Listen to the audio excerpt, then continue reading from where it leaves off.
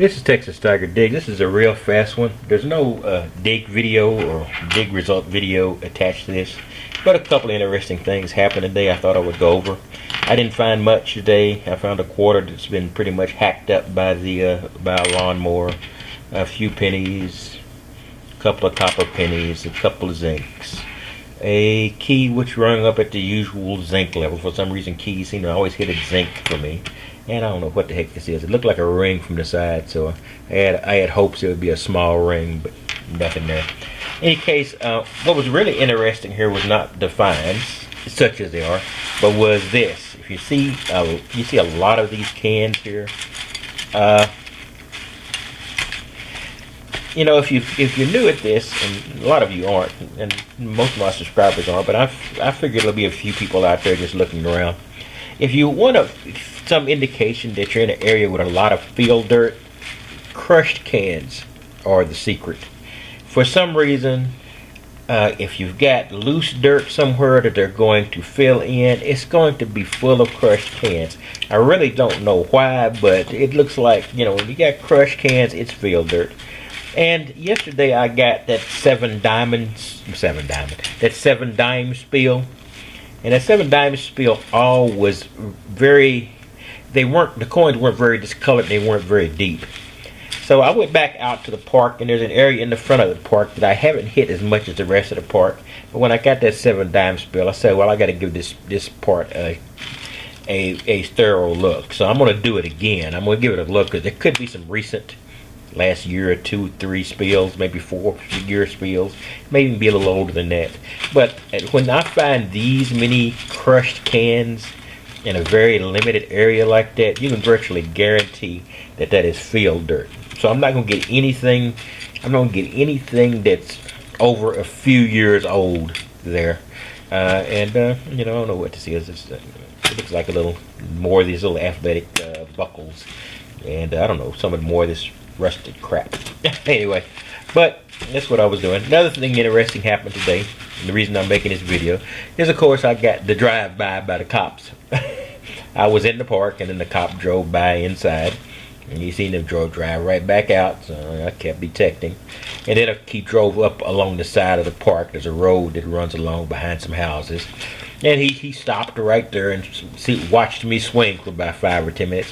I don't know what he expected me to do. You know, was the swing of this metal detector suddenly going to become a felony? So after a while, he just got bored and went on around into the neighborhood and went away. But if you're going to be doing park detecting, you're going to get an occasional drive-by by the constabulary. So I thought I would let you know that. So no big deal. That's just the way it is. So that was about the total of this particular hunt. Oh yeah, I went out. You know, I promised to go out by the lake, and I did. And we know what I found out. I found out my preparation wasn't even close to what it needs to be. I think I've told this before. When I first got into metal detecting, I probably watched several months and hundreds of hours of YouTube video, and you know, and you've known my history with several machines that have come and gone. This was not a sudden hobby for me. It was a real thought out process, and I tend to do things that way. And it drives people nuts who have a more active thing. And it took me a while, so I developed. And some of you have seen my videos, have seen my development within the short frame of work I've been doing videos. So you know, I've gotten better. I believe I've gotten more consistent. I believe I've learned how to use my detectors better. I believe. You know, you have to make that decision for yourself.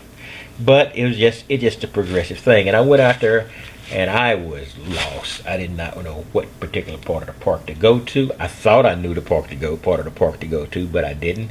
So I'm going to have to fall back to my old process. I'm going to study the park maps. I'm going to decide where I'm going to go or where I need to go that fulfills the requirements of any agreements I have or any permits, etc.